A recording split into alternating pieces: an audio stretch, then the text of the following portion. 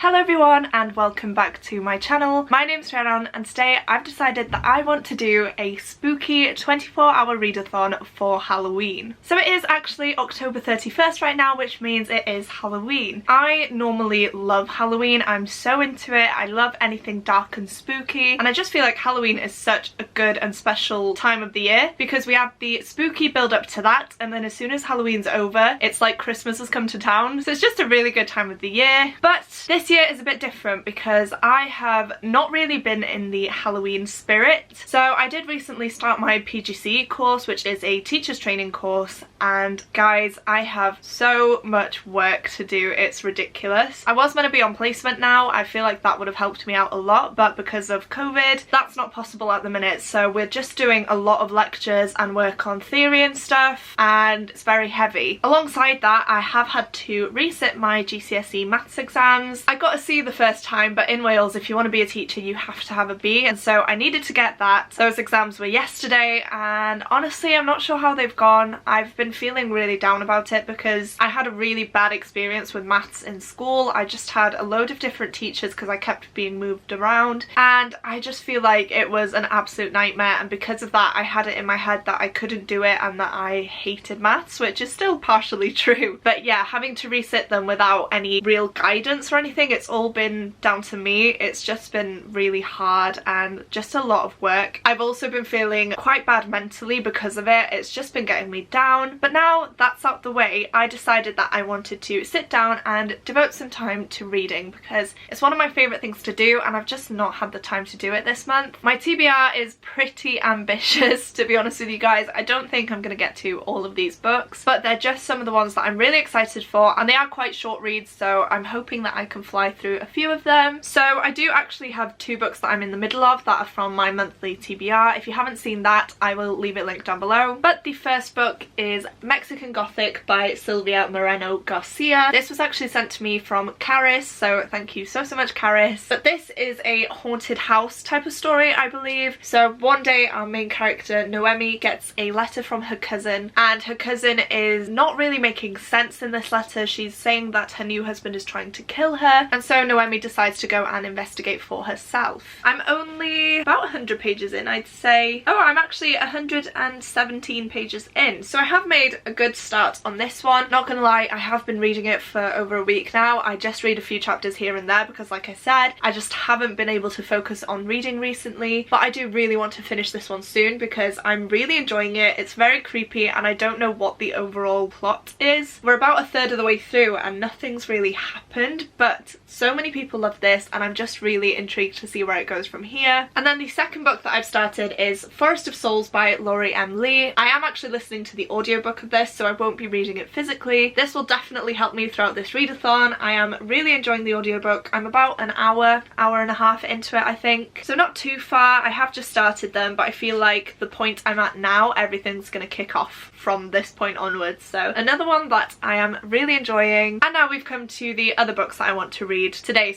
/ tomorrow. Firstly, we have one that I have already started because I planned on starting this readathon at 11 o'clock in the morning, but then we had to go out and buy some food for the cat because we'd run out, and then the Wales rugby game was on. So I read about 20 odd pages of this book and haven't picked it up since. So I've decided to start this readathon now and just carry on with it from there because I'm not rereading the first part of it. But it is Frankenstein by Mary Shelley. This is the Penguin English Library edition and I love it so much. I did actually put up a poll on my Twitter asking if I should prioritise this book or Dracula this weekend, and this book won, so I decided that it would be a good place to start this readathon. And like I said, I'm about 20 pages in, but to be honest with you, the start of this book is a few letters and I'm not sure if it relates to the story in any way. I'm guessing so because otherwise they wouldn't have included them. I haven't really started the story itself yet, so I am just going to go back to the start of chapter 1, which is on page 23, and start from there. I have always loved the story of Frankenstein and all the different adaptations we have of it, but I've never actually read the classic and I've just been very intrigued to do so, especially because it's written by a woman as well. And it just says here, a twisted upside-down creation myth, Mary Shelley's chilling Gothic tale lays bare the dark side of science and the horror within us all. It tells the story of Victor Frankenstein who plunders graveyards to create a new being from the bodies of the dead. but whose botched creature causes nothing but murder and destruction. Can't wait to read this. I feel like it's going to be the perfect book to read today, and I'm excited to see what the classic is actually like. Then I don't have a physical copy of this book to show you because it is actually on my Kindle, but a book that I definitely want to read tonight is Hallowe'en Party by Agatha Christie. That is one of the Poirot murder mystery novels where a child is killed at a Halloween party and the brilliant detective Hercule Poirot is there to investigate. I have watched the ITV adaptation of this, so I kind of know where the story is going, but I don't remember a lot of the details, so I can't wait to dive into the novel. If you guys have been following me for a while, you'll know that I did recently start reading all of Agatha Christie's works. I've read 3 or 4 of the Miss Marple books now. I've read a couple of her standalone mysteries, and I've read a few of the Poirot books. Sorry, I'm looking that way because that's my Agatha Christie shelf. And so I decided this month I would choose a Poirot book that definitely relates to Halloween. Next up is another book from my monthly TBR, and that is Witchy by Ariel Slamette-Riez. This is a graphic novel book, so it should be very easy to fly through. I don't think it'll take me too long. Maybe I'll read this first just to get it out of the way. But in this book, in this world, the strength of people's magic is determined by the length of their hair, and the strongest people are enforced into the Witch Guard, which is the sort of police, I guess, in this world. So they enforce the law in peacetime and they go to fight when the kingdoms are at war. However, there is a catch. People who have hair that are deemed too long are actually sent to be executed because they are apparently enemies to the kingdom. So that's all I know. I'm excited to dive into it. The art style looks amazing. The colours are just so bright. I just absolutely love it.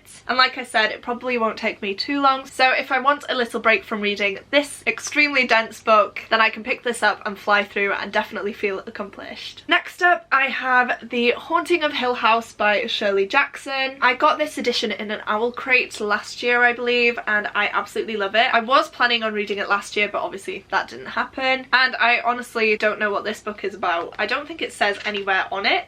Oh yeah, it does. It says here, 4 seekers have arrived at the rambling old pile known as Hill House. Dr. Montague, an occult scholar looking for solid evidence of psychic phenomena. Theodora, his lovely and light-hearted assistant. Luke, the adventurous future inheritor of the estate. And Eleanor, a friendless, fragile young woman with a dark past. As they begin to cope with chilling, even horrifying occurrences beyond their own control or understanding, they cannot possibly know what lies ahead. For Hill House is gathering its powers, and soon it will choose one of them to make its own. I was very excited to dive into this book, but Chloe from Books with Chloe has recently posted her Halloween reading vlog, and she read this and gave it 2 stars, I think. She didn't really enjoy it, so I'm not sure whether to dive into it or not. I haven't watched the Netflix adaptation of this, so I don't have any expectations going into it, so maybe that'll be better for me. But I just thought it's quite a short book. It's about 200 pages. The text is quite big and it's a very spooky read. So I decided to put it on my TBR and hopefully I will get to it. And then the last book is a book that I just recently found out about and I was absolutely shocked because it's by one of my favourite authors and I'd never heard about it before. I think someone on Twitter posted about it and I checked it out, and that is Dark Matter, a Ghost Story by Michelle Paver. Michelle Paver is the author of the Chronicles of Ancient Darkness series, which is one of my favourite series of all time. Absolutely love those books. I have done since I was about 10 years old. So when I found out that she had an adult ghost story, I just had to have it. I'm not gonna lie, I'm terrified because I feel like this is going to be a very spooky, creepy, terrifying story, but I do really want to get to it. And one thing I find interesting about this book is that it does actually have pictures in it. So it has these illustrations, which I feel like is definitely going to make the book even creepier because you can see things as well as imagine them in your head. And for this one, it just says London 1937. Jack is poor, lonely and desperate to change his life, so when he's offered the chance to join an Arctic expedition, he jumps at it. Spirits are high as the ship leaves Norway, and at last they reach the remote, uninhabited bay where they will camp for the next year. But the Arctic summer is brief. As night returns to claim the land, Jack feels a creeping unease. One by one, his companions are forced to leave. Soon Jack will see the last of the sun, the sea will freeze, and escape will be impossible. And Jack is not alone. Something walks there in the dark. So yeah, this sounds absolutely terrifying. So I'm now thinking that I also want to read The Whisper Man by Alex North, because this is the same sort of vibe as Dark Matter. It's not in the Arctic or anything, but it is a sort of paranormal mystery from what I can gather. So there's a father and a son who moves to a new village, and it says here, but this sleepy village has a dark past. 15 years earlier, a serial killer haunted its streets. In the days before he struck, his young victims claim to hear whispers in the night. Of course, an old crime need not trouble Tom and Jake until another boy goes missing, and then Jake says he hears a whispering at his window. I do talk about this more in depth in one of my recent vlogs. I don't know if it will be up before this vlog because I've been having so many problems with it, but if it is, I will leave it linked down below. What's actually funny is Tom is my boyfriend's name and Jake is actually my stepbrother's name, so reading about characters called Tom and Jake is going to be very weird. So these are the books that I want to get to this weekend. I feel like this is a really good stack. These are quite short. The Whisper Man is a bit longer and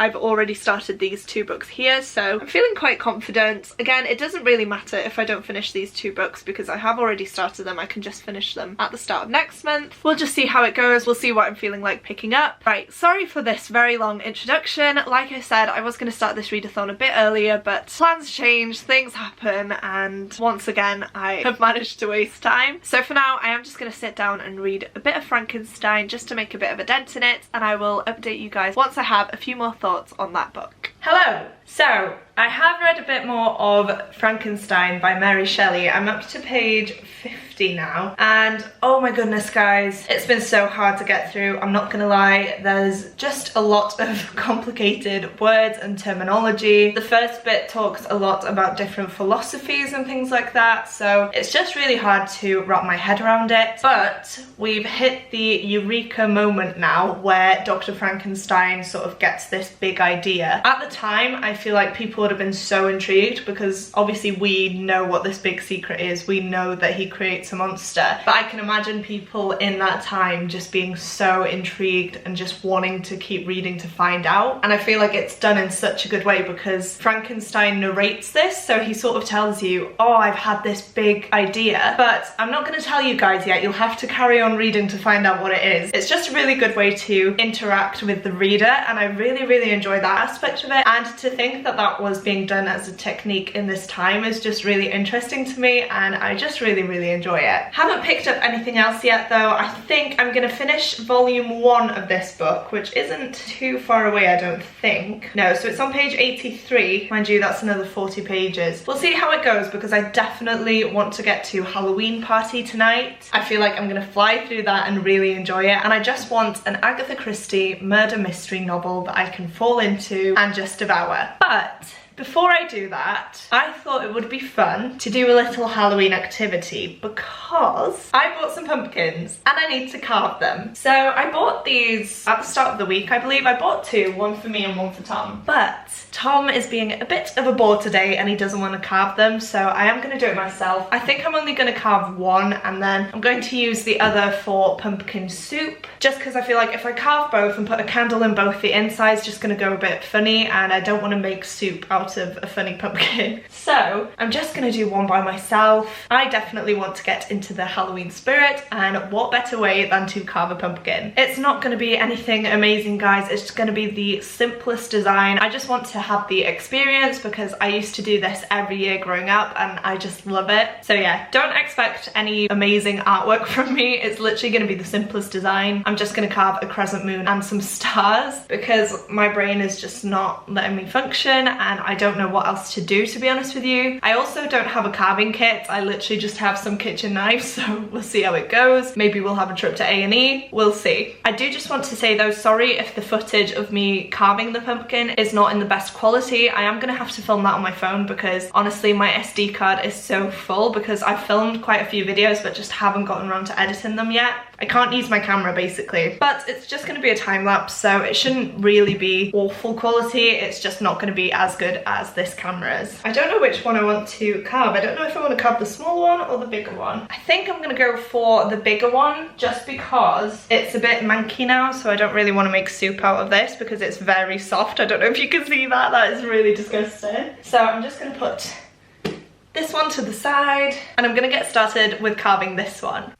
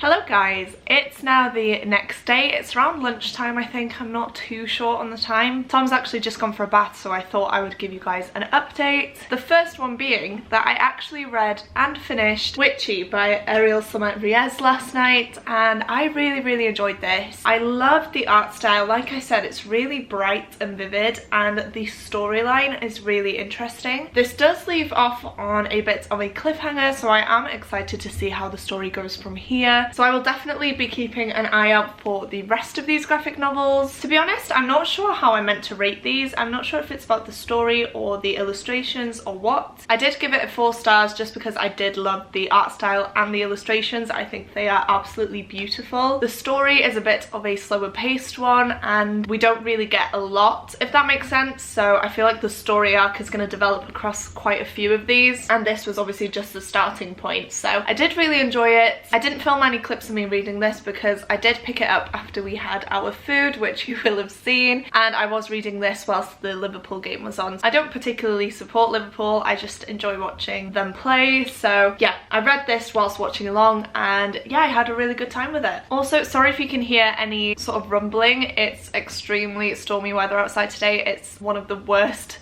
storms I think I've seen in a while, so if you can hear that, I'm so sorry. But next up, I decided not to carry on with Frankenstein just because, like I said, it was quite dense and hard to wrap my head around. So I decided to jump into Halloween Party by Agatha Christie, which again, I don't have a physical copy of, but I did start reading it on my Kindle, and I'm actually 50% of the way through now, 49% if we're being specific. But I'm really enjoying this so far. It's quite fast paced from the get-go. The murder happens quite early on in the book, and now Poirot is there to investigate. So I'm really enjoying this. I kind of feel weird in this point though, because it's the point in the book where we don't really know who the characters are, and so Poirot has to go around each and every character, sort of interview them, try and see if they know what happened or have any inclination as to what has happened. So it's kind of repetitive in a way, but again, it adds to the story because everyone does end up with different information that ultimately helps the case. So it is needed, but again, it's just a bit of a lull in the book at the minute, which happens in every single one of these murder mysteries. But I'm finally getting there now. We've met most of the characters, and I'm just excited to see how Poirot solves this one, because there's not really much to go off, and the fact that you have so many characters and a lot of young kids involved in this story as well, I'm just really intrigued to see how they all fit into this murder. I'm not gonna lie to you guys, I probably will just sit down and finish this one first now, because I'm really invested and I've just found myself wanting to pick it up as much as I can. So I feel like I'm gonna fly through the second half of the book this afternoon. I don't think I'll be able to finish anything else within the 24-hour period, but I might carry it over just so that I can finish Frankenstein, because I would really like to finish this book in this vlog and give you guys my thoughts about it. I feel like I'm definitely in a better mood to read this today than I was last night. Obviously you will have seen that I carved my pumpkin, then we had food, watched the football, I read some of this, and then I actually watched Hocus Pocus. So it was a really busy night, but filled with a lot of good stuff. And yeah, this took a bit of a back seat. Again, it's more to do with the language and the theories inside this at the minute, because obviously Frankenstein is a scientist, and in order to understand him, we need to understand the things that he believes in and his background within science. So it is very much needed. It's just very hard to wrap my head around,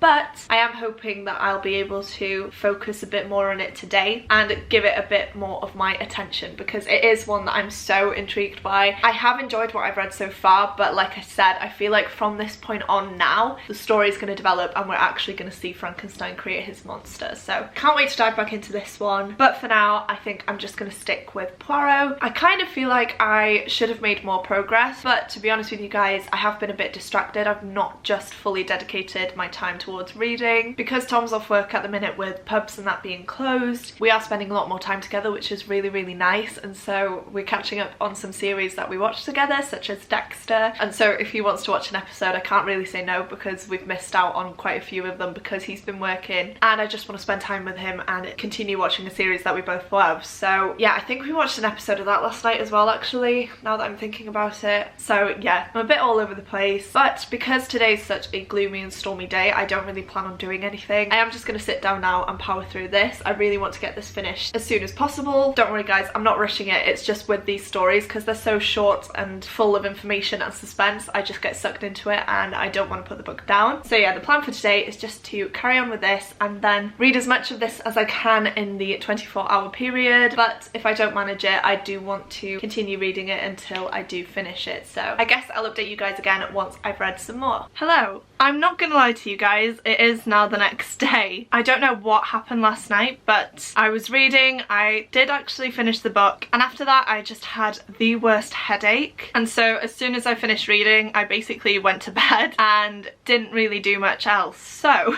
it's definitely past the point of the 24-hour readathon now. However, I did manage to read Halloween Party and Witchy, which is really good. It's definitely not as much as I would have liked to have read. Obviously, I had that very ambitious list at the start of this video that I showed you guys, but unfortunately I didn't manage to get to or finish some of those books. But I honestly don't mind, because I've just had such a nice weekend at home with Tom, celebrating one of my favourite holidays, and I've had the best time. I know it's very different this year, not as much buzz around it because we have all been in lockdown, but I feel like you've just got to take the positives out of a bad situation, and I feel like that's how I'm getting through all of this at the minute. But I definitely needed this weekend. It's made me feel so much better. I'm definitely falling back into reading, because before this I'd only read 2 books this month, which is not great. So yeah, all in all, it was definitely a successful readathon for me, not in terms of books, but in terms of just my mental health and how it's made me feel and how it's made me fall back into love with reading. Like I said, I did finish Halloween Party and I really enjoyed it. I did look at some reviews though, and I understand some people have issues with it. I believe I've even said in one point in this video that I was in a bit of a lull with the book because it was very repetitive, and that was one of the major issues that some people had with it. I don't think it was done as well as in some of Agatha Christie's other books. I definitely have seen it done better, which is a bit of a shame. But if you do want a murder mystery Halloween novel, it is perfect. I really enjoyed it. It was a bit melodramatic at some points, but who doesn't love that sometimes, you know? There was quite a big twist at the end, which I don't know if I saw coming. I definitely knew there was something dodgy going on, but I didn't actually guess the plot twist itself. But I do also feel like the ending could have been explained a bit more. I feel like it wrapped up pretty quickly and we didn't really get to see why this had all happened. But one thing that I did love was that this book was very much focused on the past as well as the present, and I feel like a message in this book was that the past is always connected to everything that's going on right now. And so when this murder occurred, Poirot then started looking back at other things that had happened and was piecing together this most recent murder by also solving the other things that had gone on, if that makes sense. I don't know if I'm getting this across properly, but they were just a lot of separate incidents that ultimately came together to give us this one big overarching plot, and I really enjoyed that. I thought it was really well done, and I also did find myself laughing a lot throughout this book. I know that sounds awful considering this is a murder mystery and we're dealing with very intense topics, but if you've seen Poirot on telly, he is played by David Suchet, and wow, he does the best job at playing Poirot. And in this book we are set in the countryside, and if you've seen Poirot, he's very much put together and always presents himself as being proper in a way, so he's always dressed up quite fancy. And in this one we are based in a little country village and Poirot can't really hack it. He's still wearing his fancy shoes that obviously are not suited to the countryside, and so there is one point where he's just complaining about his feet are hurting and people keep wanting to talk to him, but he can't focus on anything because his feet are hurting, but he's too stubborn to change his shoes because he's this smart, presentable man. And it just had me giggling because I just could see it in my mind, and I could see David Suchet in my head as Poirot acting this out, and it was just brilliant. So I did really enjoy that bit of it as well. I feel like it was a bit of comedy that was needed to sort of lift the novel up a tiny bit, because obviously, like I said, quite dark topics. topics. We are dealing with the murder of a child. I don't know if I've said that. I don't really want to tell you what it's all about because I feel like with Agatha Christie books it's so much better to just dive into it and experience it for yourself. But ultimately I did give it 4 stars. It's not the best Agatha Christie book that I've read, but it was a really quick read, and like I said, it did make me giggle at some points, and it was just a bit of fun for Halloween. As much fun as a murder mystery novel can be. Right, Frankenstein. I haven't really made much progress with it. I have now switched to the audiobook just to help me because I felt like I had so many chances during the day to read, but I wasn't actually sitting down and picking up the physical book. So now that I have it on my phone, I feel like I'll be wanting to pick it up a lot more. What I've been doing recently is listening to an audiobook whilst I cook. Normally I would have watched YouTube videos or something, but I literally pop my earphones in and get to cooking, and I do get quite a good chunk of listening time done. I feel like that's the best way to do it. If I was going to be watching YouTube, then I could just as easily listen to the audiobook of some things. I don't know how well you can see that. Hopefully it's showing up, but this is the one I've been listening to. I literally typed in Frankenstein by Mary Shelley in on Scribd, and this popped up, and it is the same version of the story that I have, which is really good. I think the audiobook is definitely a more accessible way to dive into this classic. I didn't really think about looking for one before I started the book itself because I have it in my head that in order to read a classic I want to be physically reading it, but honestly I don't think I'm not clever enough, but I don't think I could fully appreciate a classic novel by reading it because it would just go over my head. Like I've mentioned with Frankenstein before, a lot of the beginning was philosophical and based on theory, and I just was not into that at all, but I feel like listening to the audiobook definitely helps. I really like the voice of the narrator as well, which is always good. Yeah, honestly I can't wait to continue listening to it. I think I'm going to rearrange my shelves a bit tonight just because I'm not completely happy with them. They're a bit of a mess and it's stressing me out, so I feel like I'm going to pop this on, rearrange my shelves, and hopefully get through a good chunk of the book whilst I do that. I don't know how much more clips I will film for this because I don't want it to be too long and I don't want to be repeating myself, so I think the next clip will be me coming back to tell you my final thoughts on Frankenstein once I finish the book. I am finally here to close out this vlog for you guys. I really wanted to post it as soon as I could after Halloween, but it's currently November the 11th because I have only just finished Frankenstein by Mary Shelley. I did actually finish it yesterday, but I just haven't had a chance to sit down and film this update for you guys. Overall, I did really enjoy this book, but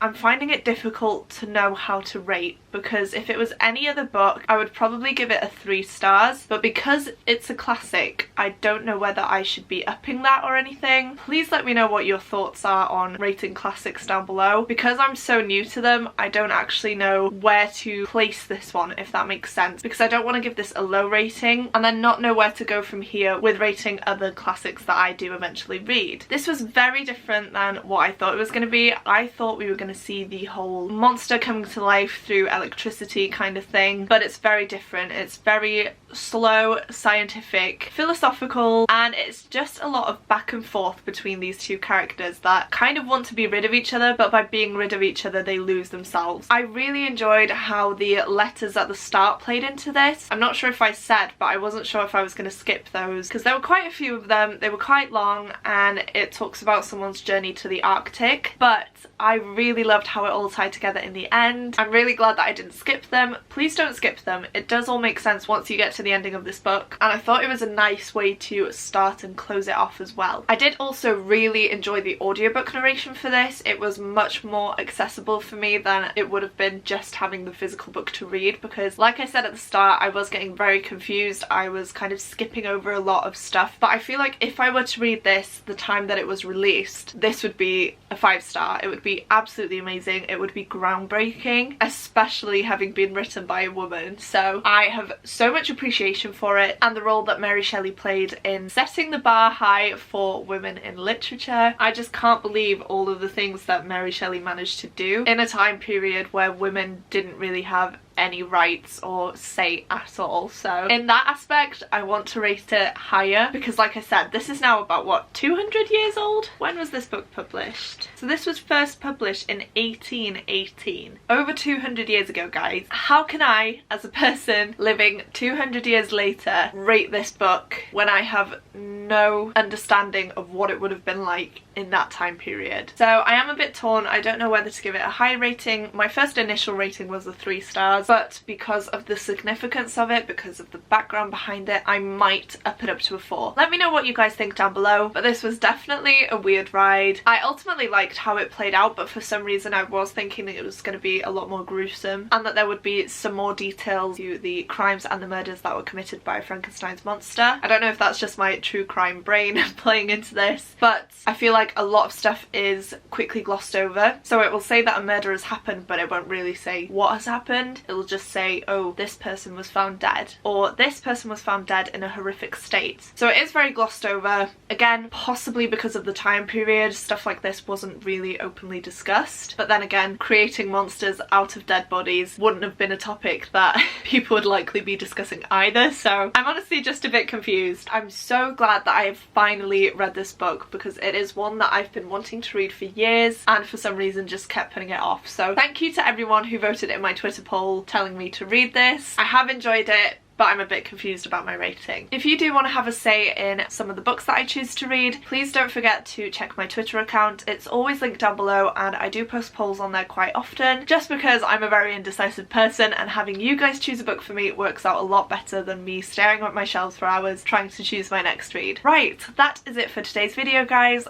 Thank you so much for watching. I know this is going up quite a while after Halloween has ended, but if you're still hanging on to Halloween before it's officially Christmas time and you've watched it all the way through, please leave a pumpkin emoji down below for me. I would love to see it if you've actually watched all the way through. Whilst you're down in the comments, don't forget to like this video if you liked it, as well as clicking the subscribe button if you want to see more content from me. Thank you guys so much for watching. It truly does mean the world to me, and I will see you soon in my next video. Goodbye!